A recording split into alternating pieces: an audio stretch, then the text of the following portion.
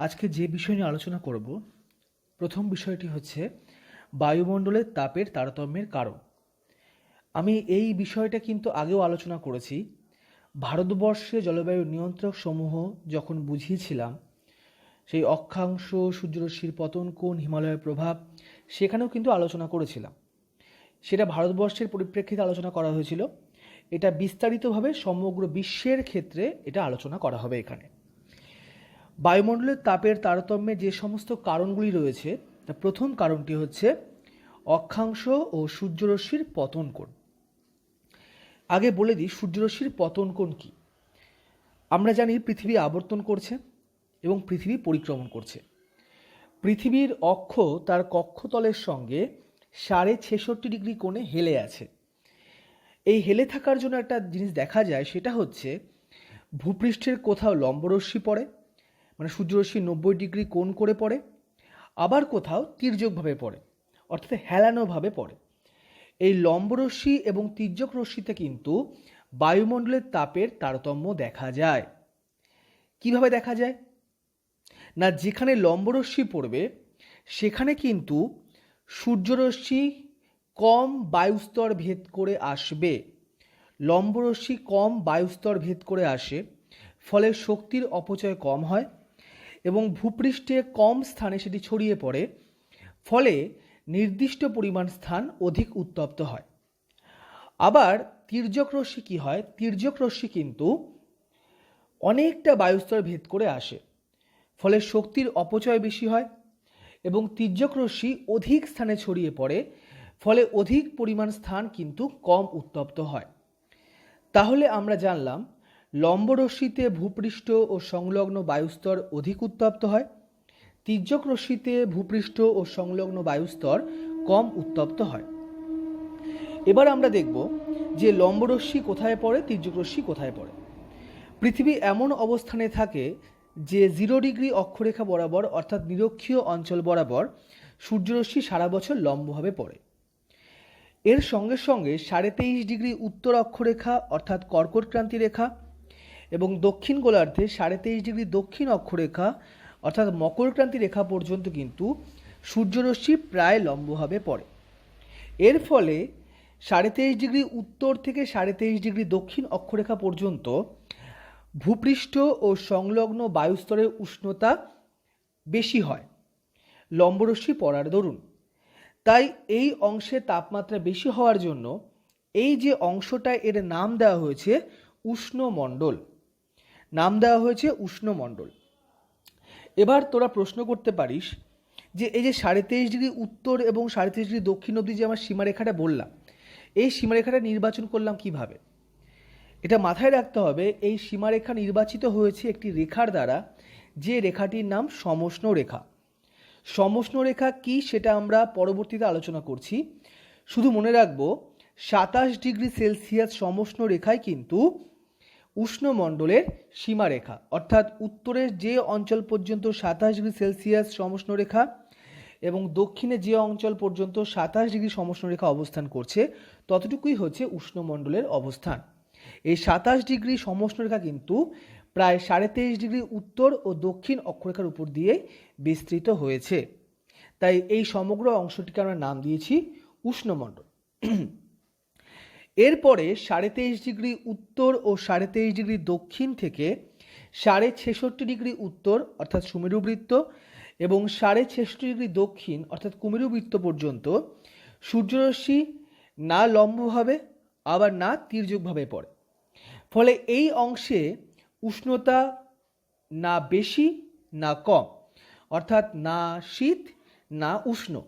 তাই এর নাম দেওয়া হয়েছে নাতিশীতোষ্ণ মণ্ডল। মনে রাখতে হবে 23.5 ডিগ্রি উত্তর ও 23.5 ডিগ্রি দক্ষিণ থেকে 66.5 ডিগ্রি উত্তর ও 66.5 ডিগ্রি দক্ষিণ অক্ষরেখা পর্যন্ত যে মণ্ডল বিস্তৃত, যে তাপমণ্ডল বিস্তৃত, তাকে বলা হয় নাতিশীতোষ্ণ মণ্ডল। আমরা বললাম যে উষ্ণমণ্ডলের সীমারেখা হচ্ছে 27 ডিগ্রি সেলসিয়াস সমষ্ণ রেখা। তাহলে উত্তরে কিন্তু মনে রাখতে হবে, উত্তরে কিন্তু যে সেলসিয়াস 0 ডিগ্রি সেলসিয়াস যে সমষ্ণ রেখা বা দক্ষিণে যে 0 ডিগ্রি সেলসিয়াস সমষ্ণ রেখা সেটি কিন্তু নাতিশীতোষ্ণ মণ্ডলের সীমারেখা। অর্থাৎ 0 ডিগ্রি সেলসিয়াস উত্তরে 66.5 ডিগ্রি উত্তর অক্ষরেখা উপর দিয়ে বিস্তৃত হয়েছে এবং 0 ডিগ্রি সেলসিয়াস দক্ষিণ গোলার্ধে 66.5 ডিগ্রি দক্ষিণ অক্ষরেখার উপর দিয়ে বিস্তৃত হয়েছে। এই নাতিশীতোষ্ণ মণ্ডলকে আমরা আবার দুভাগে ভাগ করতে পারি। একটি হচ্ছে উষ্ণ নাতিশীতোষ্ণ মণ্ডল, মানে যে দিকটায় উষ্ণতার আধিক্য বেশি, সেটা হচ্ছে 23.5 ডিগ্রি উত্তর ও দক্ষিণ থেকে 45 ডিগ্রি উত্তর ও দক্ষিণ অক্ষরেখা। যেহেতু এটা উষ্ণমণ্ডলের কাছাকাছি অবস্থান করছে তাই এখানে উষ্ণতার আধিক্য বেশি, তাই এই অংশটাকে বলা হয় উষ্ণ নাতিশীতোষ্ণ মণ্ডল। আবার 45 ডিগ্রি উত্তর ও 45 ডিগ্রি দক্ষিণ অক্ষরেখা থেকে 66.5 ডিগ্রি উত্তর ও 66.5 ডিগ্রি দক্ষিণ অক্ষরেখা পর্যন্ত যে অংশটি, সেখানে শীতের আধিক্য বেশি, তাই সেই অংশটাকে বলা হয় শীতল নাতিশীতোষ্ণ মণ্ডল। আমরা যে সরলবর্গীয় উদ্ভিদ দেখতে পাই, অর্থাৎ পাইন গাছ, ফার গাছ, যে সমস্ত আমরা গাছ দেখতে পাই যেগুলো লম্বা হয় এবং শঙ্কু আকৃতি হয়, সেগুলো কিন্তু শীতল নাতিশীতোষ্ণ অঞ্চলের গাছ। অর্থাৎ এগুলো কিন্তু এই সমস্ত অঞ্চলে শীতের আধিক্যটা বেশি, নাতিশীতোষ্ণ কিন্তু শীতের আধিক্যটা এখানে বেশি। সর্বশেষ যে তাপমণ্ডল সেটি হচ্ছে হিমমণ্ডল। সেটি হচ্ছে 66.5 ডিগ্রি উত্তর ও দক্ষিণ অক্ষরেখা থেকে 90 ডিগ্রি উত্তর অর্থাৎ সুমেরু এবং 90 ডিগ্রি দক্ষিণ অর্থাৎ কুমেরু পর্যন্ত এই অংশটি বিস্তৃত। এই অংশে সূর্যরশ্মি সারা বছর তির্যকভাবে পড়ে, ফলে এখানে তাপমাত্রা সারা বছরই কিন্তু হিমাঙ্কের নিচে থাকে, অর্থাৎ 0 ডিগ্রি সেলসিয়াস বা তার নিচে থাকে, অর্থাৎ বরফ সবসময় আবৃত থাকে, তাই এর নাম দেওয়া হয়েছে হিমমণ্ডল। 0 ডিগ্রি সমষ্ণ রেখার নিচে কিন্তু এই অঞ্চলটির তাপমাত্রা অবস্থান করে। তাহলে আমরা এই কটি তাপমণ্ডল জানতে পারলাম। মোটামুটি আমরা বলবো যে পৃথিবীকে 5টি তাপমণ্ডলে ভাগ করা হয়েছে। একটা হচ্ছে উষ্ণমণ্ডল, দুটো হচ্ছে উত্তর নাতিশীতোষ্ণ মণ্ডল ও দক্ষিণ নাতিশীতোষ্ণ মণ্ডল, এবং 4 ও 5 হচ্ছে উত্তর হিমমণ্ডল ও দক্ষিণ হিমমণ্ডল। এই 5টি মোট মণ্ডল। মনে রাখতে হবে উষ্ণমণ্ডলে কিন্তু যে কার্যকরী সৌর বিকিরণ আমরা পড়েছি আগের চ্যাপ্টারে, আগের অংশে, কার্যকরী সৌর বিকিরণের মাত্রা বেশি, ফলে ভূপৃষ্ঠ বা বায়ুমণ্ডল বেশি উত্তপ্ত হয় এবং অ্যালবেডোর পরিমাণ কম, অর্থাৎ কম পরিমাণে তাপ বিকিরিত হয়। অপরদিকে হিমমণ্ডলে কিন্তু কার্যকরী সৌর বিকিরণের মাত্রা কম এবং অ্যালবেডোর মাত্রা বেশি, কারণ সেখানে বরফাবৃত অঞ্চল।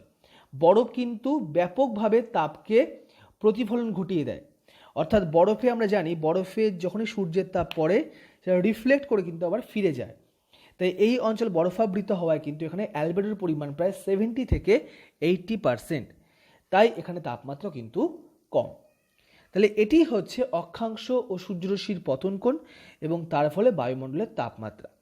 তাহলে যে সমস্ত অঞ্চল বা দেশ বা মহাদেশ উষ্ণমণ্ডলের অন্তর্গত হবে সেখানে তাপমাত্রা বেশি হবে, যে সমস্ত দেশ অঞ্চল মহাদেশ হিমমণ্ডলের অন্তর্গত হবে সেখানে উষ্ণতা হিমাঙ্কের নিচে থাকবে, আর যারা নাতিশীতোষ্ণ মণ্ডলের অন্তর্গত সেইখানে তাপমাত্রা হবে না শীত না গরম। এটাই হচ্ছে অক্ষাংশ ও সূর্যরশ্মির পতন কোণের প্রভাব। দ্বিতীয় যে নিয়ন্ত্রকটি আছে সেটি হচ্ছে উচ্চতা। উচ্চতার সঙ্গে একটা বেশ অদ্ভুত সম্পর্ক আছে। ধরা যাক দুটো স্থান একই মণ্ডলের অন্তর্গত, উষ্ণমণ্ডলের অন্তর্গত দুটো স্থান, তাহলে দুটো স্থানে তাপমাত্রা এক হওয়া উচিত, কিন্তু দেখা যায় যে যে উঁচুতে অবস্থিত তার তাপমাত্রা কম, যে নিচুতে অবস্থিত তার তাপমাত্রা বেশি।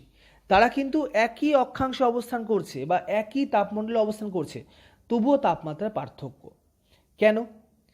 এটা একটা বেস্ট এক্সাম্পল হচ্ছে আমরা জানি আমাদের যে নর্থ বেঙ্গলে আছে দুটো সুন্দর জায়গা, দার্জিলিং ও শিলিগুড়ি, এদের কিন্তু অক্ষাংশগত মান একই রকম, কিন্তু একই দিনে দার্জিলিংয়ের তাপমাত্রা অনেক কম, শিলিগুড়ির তাপমাত্রা অনেক বেশি। কারণটা কি? কারণটা হচ্ছে উচ্চতা।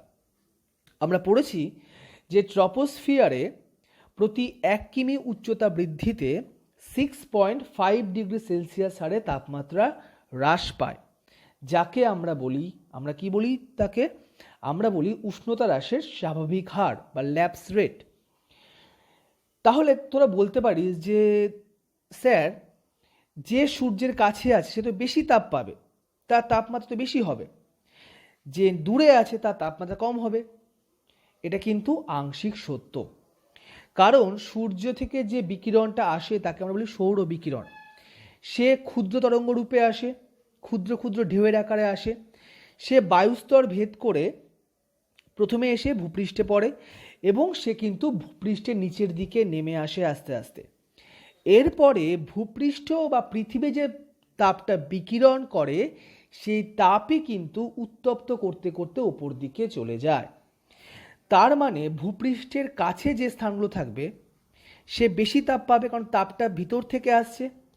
যে উঁচুতে অবস্থান করবে সে কিন্তু কম তাপ পাবে, কারণ সে উঁচুতে অবস্থান করছে।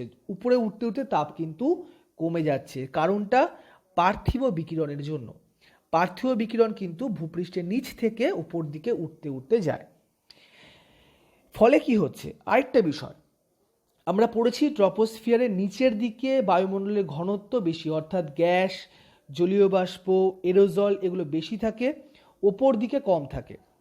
তার জন্য কিন্তু নিচের দিকে যেহেতু ঘনত্ব বেশি, যেহেতু উপাদান বেশি, তাই তাপ শোষণের মাত্রা কিন্তু বেশি।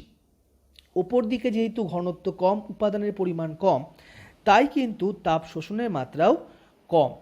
এর জন্যই নিচের দিকটা অধিক তাপ শোষণ করে, ফলে বেশি উত্তপ্ত থাকে, অর্থাৎ বায়ুমণ্ডলের নিচের অংশ বা ভূপৃষ্ঠের কাছাকাছি অংশ বেশি উত্তপ্ত থাকবে।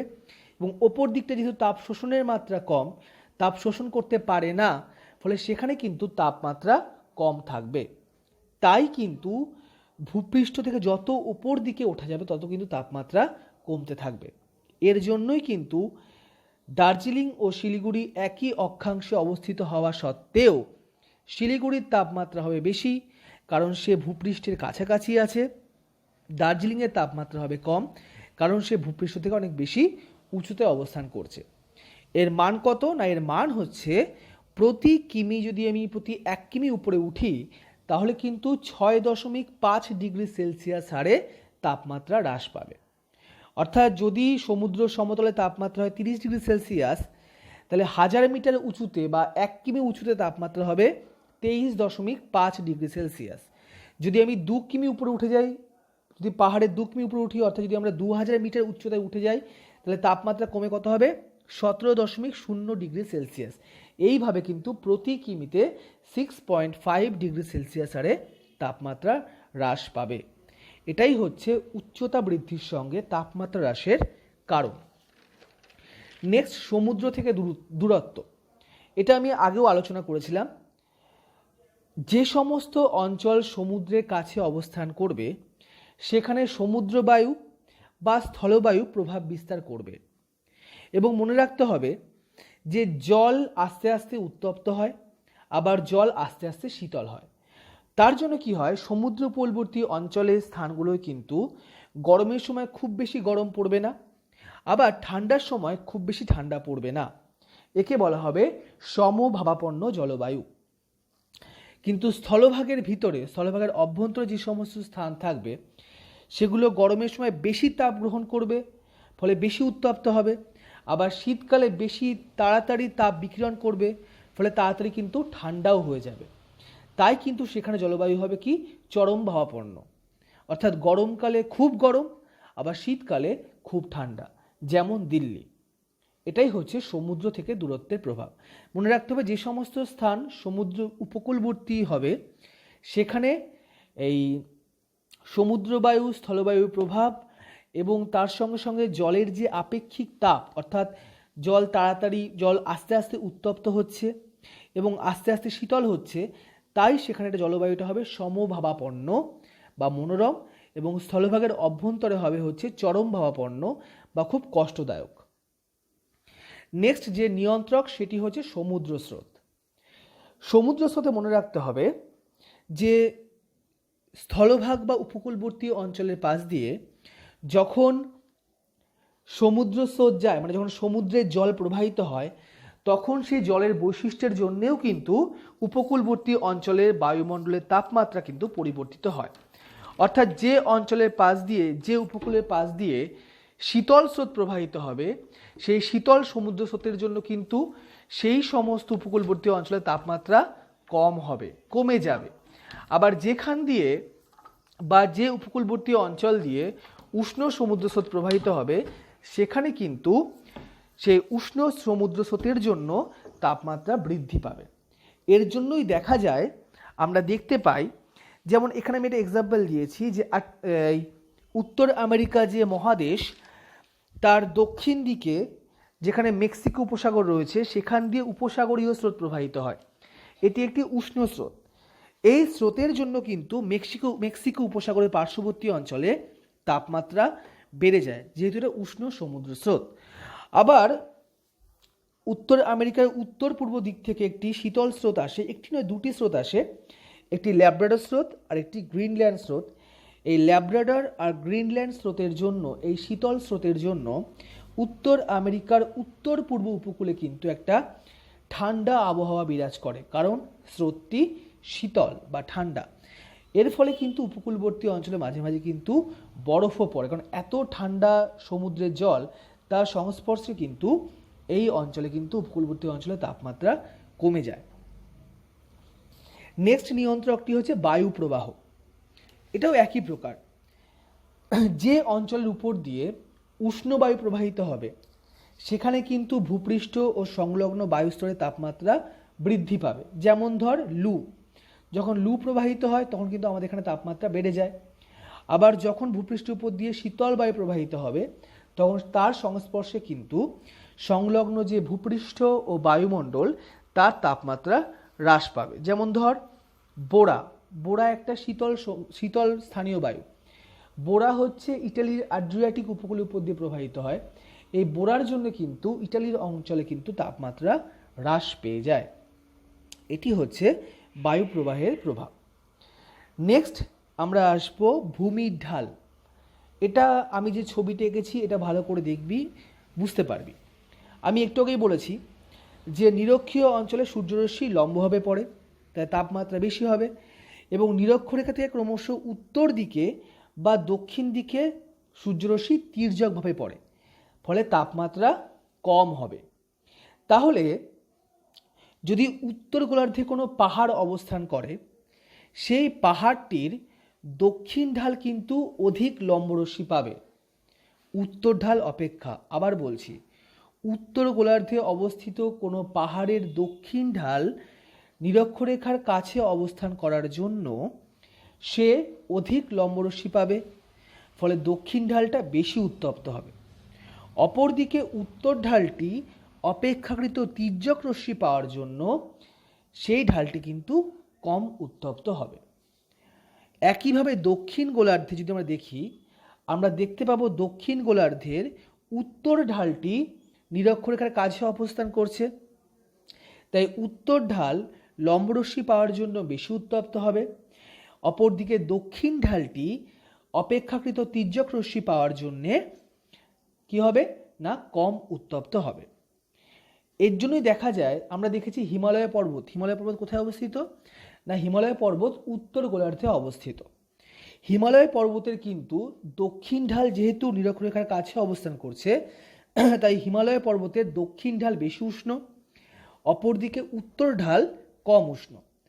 আবার দক্ষিণ গোলার্ধে একটা বিখ্যাত পর্বতশ্রেণী হচ্ছে দক্ষিণ আমেরিকার আন্দিজের যেটা উত্তর ঢাল হবে, উত্তর ঢাল কিন্তু বেশি উষ্ণ হবে, আবার দক্ষিণ ঢালটা কিন্তু কম উষ্ণ হবে।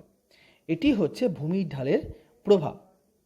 তোরা ভিডিওটা মন দিয়ে শুনবি আর হচ্ছে ছবিগুলোকে ভালো করে দেখবি, আশা করি বুঝতে পারবি। নেক্সট প্রভাবটি হচ্ছে মেঘাচ্ছন্নতা।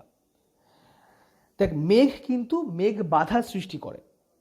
যেদিন মোটামুটি বিকেল থেকে মেঘ হয় এবং সারা রাত ধরে মেঘ থাকে আকাশে, সেদিন কি হয়, সূর্যরশ্মি ভূপৃষ্ঠে প্রবেশ করে। যখন পার্থিব বিকিরণ হয়ে সেটা ফিরে যেতে চায়, তখন সে মেঘে বাধা পায়, ফলে সে মহাকাশে ফিরে যেতে পারে না।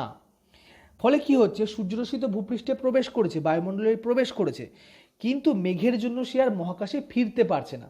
ফলে নিম্নের যে বায়ুস্তর বা ভূপৃষ্ঠ বেশি তাপ শোষণের জন্য কিন্তু অধিক উত্তপ্ত হয়ে যায়।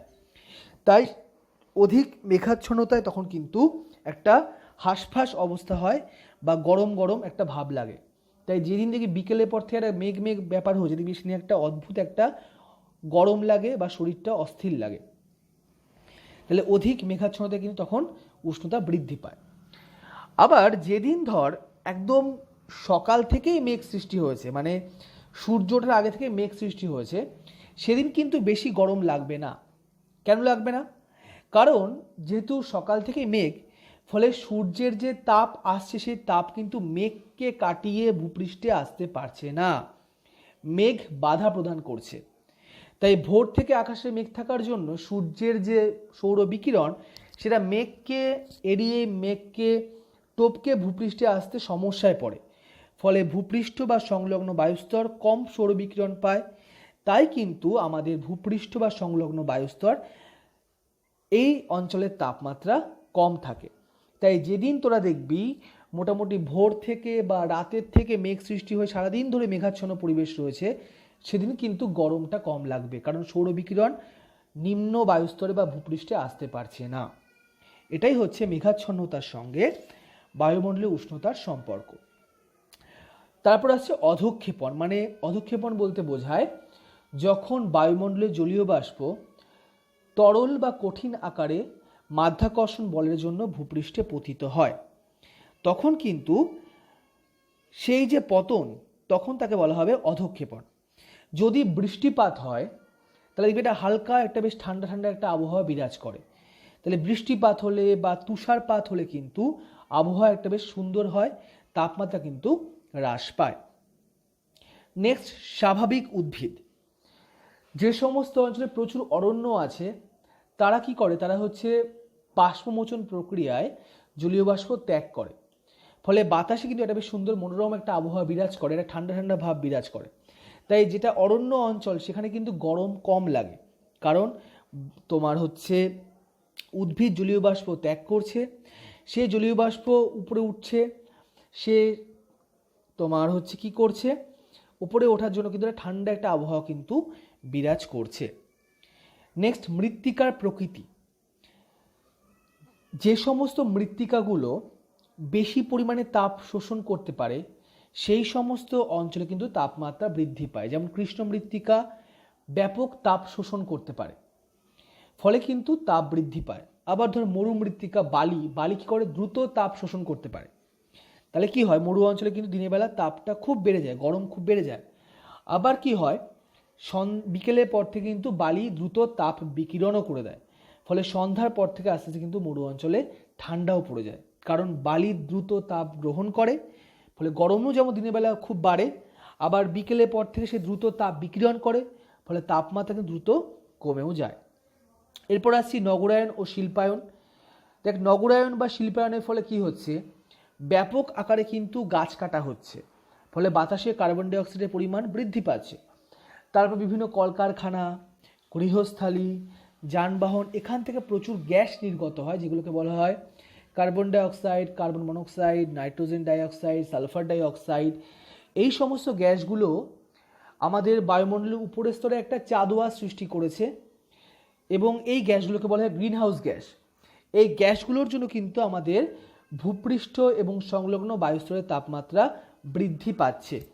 এটাকে বলা হয় গ্রিন হাউস এফেক্ট, এবং এই তাপমাত্রা বৃদ্ধিকে বলা হয় গ্লোবাল ওয়ার্মিং। এটা আরও বিস্তারিত আমরা আলোচনা করব, তাই আমি আজকে আর বেশি কিছু বললাম না। যখন নেক্সট আমি ভিডিও করব গ্লোবাল ওয়ার্মিং নিয়ে, তখন আমরা এটা আলোচনা করব। মনে রাখতে হবে, নগরায়ন ও শিল্পায়নের ফলে ভূপৃষ্ঠ ও সংলগ্ন বায়ুস্তরের তাপমাত্রা ক্রমশ বৃদ্ধি পাচ্ছে। এটি হচ্ছে বায়ুমণ্ডলের তাপের তারতম্যের নিয়ন্ত্রক। আশা করি বুঝতে পেরেছিস।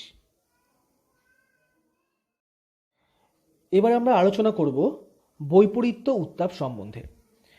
আমি আগেই বললাম যে বায়ুমণ্ডলের নিম্ন স্তরে অর্থাৎ ট্রপোস্ফিয়ারে উচ্চতা বৃদ্ধি পেলে তাপমাত্রা হ্রাস পায়, কিন্তু কখনো কখনো দেখা যায় যে উচ্চতা বৃদ্ধির সঙ্গে তাপমাত্রা হ্রাস না পেয়ে বৃদ্ধি পায়। মানে উচ্চতা বৃদ্ধি পাচ্ছে, এর সঙ্গে কি হচ্ছে, তাপমাত্রা কিন্তু বৃদ্ধি পাচ্ছে। অর্থাৎ স্বাভাবিক যে অবস্থা তার ঠিক বিপরীত অবস্থা। আমরা জানি বায়ুমণ্ডলের নিম্ন স্তরে উচ্চতা বৃদ্ধির সঙ্গে সঙ্গে প্রতি কিমিতে 6.5 ডিগ্রি সেলসিয়াস হারে তাপমাত্রা হ্রাস পায়। একে বলা হয় উষ্ণতা হ্রাসের স্বাভাবিক হার। কিন্তু কখনো কখনো দেখা যায় যে ভূপৃষ্ঠ থেকে উচ্চতা বৃদ্ধির সঙ্গে সঙ্গে তাপমাত্রা হ্রাস না পেয়ে আরও বৃদ্ধি পাচ্ছে, অর্থাৎ বিপরীত অবস্থা দেখা যাচ্ছে। একেই বলা হয় বৈপরীত্য উত্তাপ। বিষয়টা কি? বিষয়টা হচ্ছে মূলত কোনো পাহাড়ি অঞ্চলে যদি সেই পাহাড়ি অঞ্চলে যদি কোনো ইউ বা ভি আকৃতির উপত্যকা অবস্থান করে, ইউ বা ভি শেপড ভ্যালি উপত্যকা অবস্থান করে, তাহলে সেখানে মেঘমুক্ত পরিবেশে রাত্রিকালীন সময়, মানে একটা রাত্রে মেঘমুক্ত পরিবেশ, নির্মল প্রকৃতি, তখন কি হয় আমরা জানি, আমরা কি বললাম যে পাহাড়ের নিচের অংশে তাপমাত্রা বেশি, ওপরে তাপমাত্রা কম। এটা স্বাভাবিক অবস্থা। তাহলে ওপরের দিকে অবস্থান করবে একটা শীতল ও ভারী বায়ু, যাকে বলা হবে ক্যাটাবেটিক বায়ু। আর পাহাড়ের নিচের দিকে অবস্থান করবে একটি উষ্ণ ও হালকা বায়ু, যাকে বলা হবে অ্যানাবেটিক বায়ু। যেহেতু ক্যাটাবেটিক বায়ু শীতল ও ভারী, তাই সে কি করবে, পাহাড়ের ওপর ঢাল দিয়ে আস্তে আস্তে নিচের দিকে নেমে আসবে, কারণ সে ভারী। যখন সে নিচের দিকে নেমে আসলো, তখন কিন্তু নিচের দিকে অবস্থিত যে উষ্ণ হালকা বায়ু অর্থাৎ অ্যানাবেটিক বায়ু তাকে ধাক্কা দেবে। ফলে ওই ক্যাটাবেটিক বায়ুর ধাক্কায় অ্যানাবেটিক বায়ু বা উষ্ণ হালকা বায়ু উপর দিকে উঠে যাবে। তাহলে দেখা যাবে কি, পাহাড়ি উপত্যকার বা ইউ আকৃতি বা ভি আকৃতির উপত্যকার নিচের দিকে অবস্থান করছে শীতল ও ভারী বায়ু অর্থাৎ ক্যাটাবেটিক বায়ু, এবং উঁচু দিকে অবস্থান করছে বা উপরে অবস্থান করছে উষ্ণ হালকা বায়ু বা অ্যানাবেটিক বায়ু। এর ফলে কি হবে, এর ফলে ওই পাহাড়ি উপত্যকার নিচের দিকে তাপমাত্রা কম হবে, অপর দিকে উপর অংশে বা উপরের দিকে তাপমাত্রা বেশি হবে। কারণ নিচে অবস্থান করছে ক্যাটাবেটিক বায়ু, উপরে অবস্থান করছে অ্যানাবেটিক বায়ু। তাই যদি আমরা তখন পাহাড়ি উপত্যকার নিচ থেকে উপর দিকে উঠি, আমরা দেখব নিচের থেকে উপর দিকে তাপমাত্রা ক্রমশ বৃদ্ধি পাচ্ছে, অর্থাৎ স্বাভাবিক যে অবস্থা তার বিপরীত অবস্থা দেখতে পাওয়া যাচ্ছে। একে বলা হবে বৈপরীত্য উত্তাপ। দার্জিলিং শৈলাবাসে বা দার্জিলিংয়ে কিন্তু আমরা এরকম অবস্থা দেখতে পারবো। যেদিন আকাশ মেঘমুক্ত থাকবে, নির্মল আকাশ হবে, সেদিন রাত্রেবেলা কিন্তু আমরা এই অবস্থা দেখতে পারবো। তোমরা যখন এটা লিখবে বৈপরীত্য উত্তাপ, এটা খুব ইম্পর্টেন্ট প্রশ্ন। তোমরা 3টে পয়েন্ট করবে। একটা করবে সংজ্ঞা, একটা করবে সৃষ্টির কারণ, আরেকটি করবে হচ্ছে দ্রষ্টব্য অঞ্চল, আর সঙ্গে ছবিটা আঁকতে হবে। আশা করি বুঝতে পেরেছো। নেক্সট আমরা আলোচনা করব সমষ্ণ রেখা। দেখো আমি একটা চিত্র এঁকেছি, তোমরা দেখো ভালো করে চিত্রটা। এটা একটা ইন্ডিয়ার ম্যাপ। দেখো আমি কতগুলো স্টেশন এঁকেছি গোল গোল গোল করে, এগুলো বিভিন্ন ধরো জায়গা। প্রত্যেকটা স্থানের তাপমাত্রা মানে বায়ুমণ্ডলীয় তাপমাত্রা হচ্ছে 25 ডিগ্রি সেলসিয়াস করে। তাহলে ভূপৃষ্ঠে এই স্থানগুলোর উষ্ণতা একই প্রকার। তাহলে এই স্থানগুলোকে আমি কি করলাম, মানচিত্রে একটি কাল্পনিক রেখা দ্বারা যুক্ত করলাম। কত দেখো, রেখাটা দেখো লিখেছি আমি 25 ডিগ্রি সেলসিয়াস একটা রেখা যোগ করলাম। এই রেখাটা দিয়ে আমরা কি বুঝতে পারবো, আমরা বুঝতে পারবো এই রেখাগুলো যে স্থানের উপর দিয়ে গেছে সেই স্থানের তাপমাত্রা কত না 25 ডিগ্রি সেলসিয়াস। এটি হচ্ছে একটি সমষ্ণ রেখা। অর্থাৎ আমরা বলবো ভূপৃষ্ঠে যে সমস্ত স্থানে বায়ুমণ্ডলীয় উষ্ণতা একই প্রকার, সেই স্থানগুলিকে মানচিত্রে যে কাল্পনিক রেখা দ্বারা যুক্ত করা হয় তাকে বলা হয় সমষ্ণ রেখা। যদি কোনো ম্যাপের উপর দিয়ে একটি 20 ডিগ্রি সেলসিয়াসের রেখা চলে যায়, সেই 20 ডিগ্রি সেলসিয়াসের রেখা যে স্থানের উপর দিয়ে গেছে বুঝতে হবে সেই স্থানগুলোর প্রতিটি স্থানের বায়ুমণ্ডলীয় তাপমাত্রা হচ্ছে 20 ডিগ্রি সেলসিয়াস। অর্থাৎ বিচ্ছিন্ন বিচ্ছিন্ন স্থানগুলিকে আমি একটি রেখা দিয়ে যুক্ত করলাম। এই রেখাটি সেই স্থানের উষ্ণতাকে নিদর্শন করছে। একেই বলা হচ্ছে সমষ্ণ রেখা। আশা করি তোমরা বুঝতে পেরেছো। তাহলে আজকের এগুলোই হচ্ছে পড়া। আর পৃথিবীর তাপের অনুভূমিক বণ্টনের বৈশিষ্ট্য, তোমরা যেহেতু সমষ্ণ রেখাটা বুঝে গেছো, তোমরা এবার ওই দুটো ম্যাপকে একটু দেখে নেবে, আশা করি বুঝতে পারবে। মনে রাখবে যে এই যে পৃথিবীর যে সমষ্ণ রেখা অঙ্কন করা হয় দুটো মাসের মূলত প্রকাশ করা হয়। একটা হচ্ছে জানুয়ারি মাস, অর্থাৎ যখন জানুয়ারি মাস মানে হচ্ছে মনে রাখতে হবে উত্তর গোলার্ধে তখন শীতকাল, দক্ষিণ গোলার্ধে তখন গ্রীষ্মকাল। আরেকটি হচ্ছে জুলাই মাসের, তখন হচ্ছে আবার উত্তর গোলার্ধে গ্রীষ্মকাল, অপরদিকে দক্ষিণ গোলার্ধে শীতকাল। তাই জানুয়ারি আর জুলাই মাসেরই কিন্তু যে তোমার মানচিত্রে, বিশ্বের মানচিত্রে তাপের বণ্টনকে দেখানো হয়। তোমাদের আজকে এগুলোই পড়া থাকলো, আশা করি বুঝতে পেরেছো। যদি কোথাও কোনো সমস্যা থাকে আমাকে জানাও, আমি তোমাদের বলে দেবো।